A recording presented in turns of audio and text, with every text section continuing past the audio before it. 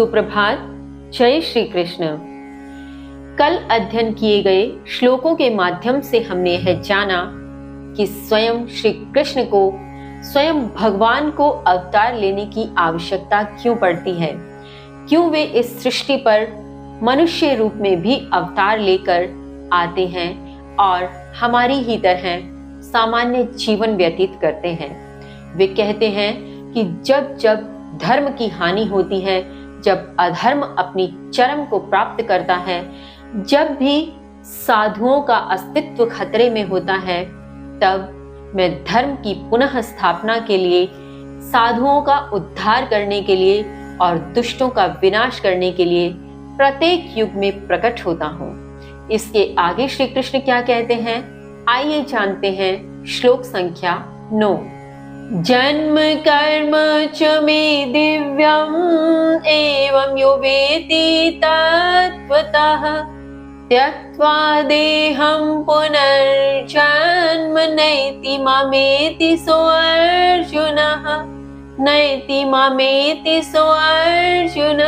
श्री कृष्ण कहते हैं, हे अर्जुन, मेरे जन्म और कर्म दिव्य हैं। इस प्रकार इस तत्व से जो मुझे जान लेता है, वह देह त्याग कर पुनः जन्म को प्राप्त नहीं होता, वह मुझे ही प्राप्त होता है।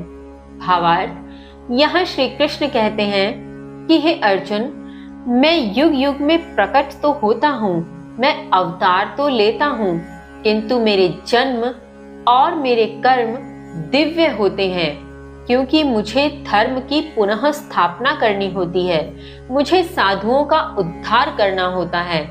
अतः मेरे द्वारा किए जा रहे कर्म सामान्य श्रेणी के जनमानस से कुछ भिन्न होते हैं। इस प्रकार से जो मेरे द्वारा किए जा रहे इन दिव्य कर्मों के माध्यम से, इन तत्वों के माध्यम से मुझे जान लेता है, वह व्यक्ति इस शरीर को त्याग कर, अर्थात जब भी उसकी मृत्यु होती है, उस मृत्यु के पश्चात वह जब शरीर त्यागता है तो पुनः किसी जन्म को प्राप्त नहीं होता, वह मुझे ही प्राप्त हो जाता है और कर्म बंधन से मुक्त हो जाता है। आगे श्री कृष्ण कहते हैं, श्लोक संख्या 10। वीतराग भय क्रोधा मन्या मामप आश्रिता बहवो ज्ञान तपसा पूता मद्भावम् आगता, पूता मद्भावम् आगता। श्री कृष्ण कहते हैं, आसक्ति, भय, क्रोध से मुक्त, पूर्णतया मुझ में स्थित और मुझ पर आश्रित ऐसे अनेक भक्त ज्ञान तप से पवित्र होकर मेरे स्वरूप को प्राप्त हो चुके हैं। भावार्थ, यहाँ श्री कृष्ण अर्जुन से कहते हैं कि हे अर्जुन, पूर्व में भी ऐसे अनेक भक्त हैं जो अपने जीवन काल में आसक्ति, भय व क्रोध से सदा मुक्त रहे, जिन्हें अपने द्वारा किए जा रहे किसी भी कर्म के प्रति कोई आसक्ति नहीं थी, न उन्हें किसी का भय था, न वे क्रोध में क्रोधित होते थे। ऐसे भक्त जो इन सब से मुक्त होते हुए पूर्णतया मुझ में स्थित थे, अर्थात ध्यान मार्ग से, ज्ञान मार्ग से सदैव मेरा चिंतन करते थे, सदैव मुझ पर आश्रित थे, जिन्होंने अपने द्वारा किए जा रहे प्रत्येक कर्म को मुझे सौंप रखा था। वे किसी भी कर्म का भार स्वयं पर वहन नहीं करते थे, वे किसी भी कर्म के लिए स्वयं को अहम के भाव में नहीं लाए। ऐसे भक्त ज्ञान मार्ग से होते हुए, ज्ञान मार्ग में पवित्र होते हुए मेरे स्वरूप को प्राप्त हो चुके हैं। श्री कृष्ण यहाँ बहुत सुंदर संदेश व संकेत दे रहे हैं कि आसक्ति, भय और क्रोध से मुक्त हो जाओ। आसक्ति के लिए तो उन्होंने कर्म योग नामक अध्याय में कहा भी कि अपने द्वारा किए जा रहे किसी भी कर्म का भार खुद पर लो ही मत, सभी कर्म मुझे अर्पित कर दो, अपने ध्येय, अपने इष्ट को अर्पित कर दो, तो आसक्ति से मुक्त हो जाएंगे।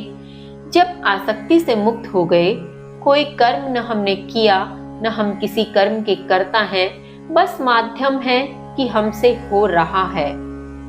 ऐसे में भय किस बात का, डर किस बात का? मृत्यु का। मृत्यु तो फिर भी आनी है।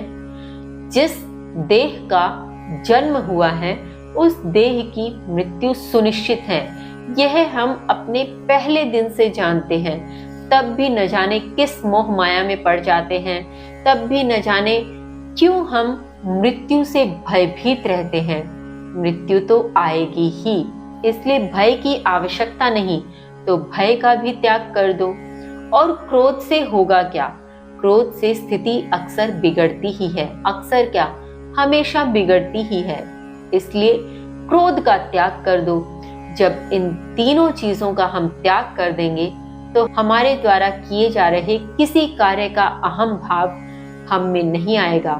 और ऐसा न होने पर अपने इष्ट, अपने ध्येय के प्रति, जिन्हें भी आप अपना ईश्वर मानते हो, उनके प्रति पूर्ण रूप से समर्पित हो जाओ। और ऐसा किए जाने पर हम निश्चित ही ज्ञान मार्ग से होते हुए उसी परम पद को प्राप्त हो जाएंगे, उसी परम अविनाशी तत्व को प्राप्त हो जाएंगे जिसके विषय में श्री कृष्ण ने इस गीता नामक महान ज्ञान को हम सबके लिए प्रस्तुत किया। आगे श्री कृष्ण क्या कहते हैं जानेंगे कल। तब तक के लिए जय श्री कृष्ण।